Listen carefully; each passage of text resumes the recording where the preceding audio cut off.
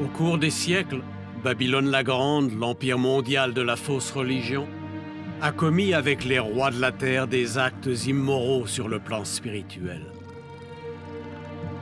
Dans un avenir proche, ces chefs religieux pourraient bien inciter les gens à penser qu'ils connaissent enfin une paix et une sécurité relatives.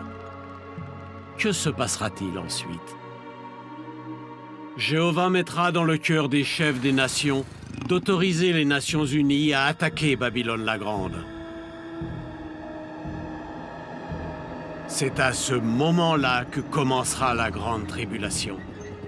Toutefois, ce ne sera pas l'attaque de Gog de Magog contre le peuple de Dieu. Comment le savons-nous? Jésus a dit que cette première attaque, celle contre la religion, serait écourtée à cause de ceux qui ont été choisis, c'est-à-dire les frères oints de Jésus encore sur terre. Pendant tous ces événements, les serviteurs de Jéhovah continueront à profiter de la prospérité spirituelle qu'ils connaissent depuis que le culte pur a été rétabli en 1919.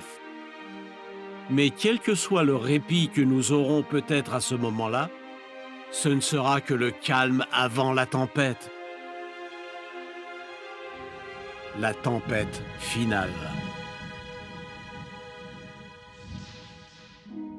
Notre prospérité spirituelle ne passera pas inaperçue. Pourquoi? Toutes les autres organisations religieuses auront été détruites. Sur toute la terre, nous serons les seuls à servir Dieu ouvertement.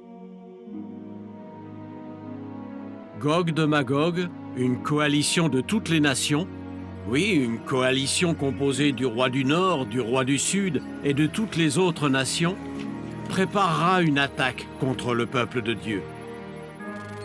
À ce moment-là, nous nous distinguerons de nos contemporains et nous aurons l'air sans défense.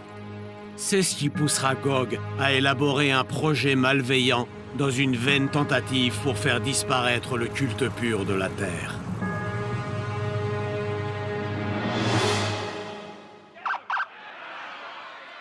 Mais furieux, Gog oubliera quelque chose d'essentiel. En attaquant le peuple de Dieu, c'est Jéhovah lui-même qui l'attaquera. Quelle grave erreur! Gog provoquera la fureur du souverain de l'univers, le Dieu Tout-Puissant. Ceci déclenchera la bataille d'Armageddon. Au cours de la guerre du grand jour de Dieu le Tout-Puissant, Jéhovah fera appel à ses forces célestes. Parmi elles, il y aura tous les 144 000 qui, à ce moment-là, auront reçu leur récompense au ciel. Alors, de façon spectaculaire, Jéhovah déchaînera sans doute des forces naturelles et surnaturelles pour protéger ses serviteurs fidèles et éliminer ses ennemis. Cette destruction des méchants marquera le début du règne millénaire de Jésus-Christ. Quelle sera la situation à la fin des 1000 ans après l'épreuve finale? Toute la création au ciel et sur la terre sera entièrement unie dans le culte pur pour notre Père céleste Jéhovah. Alléluia!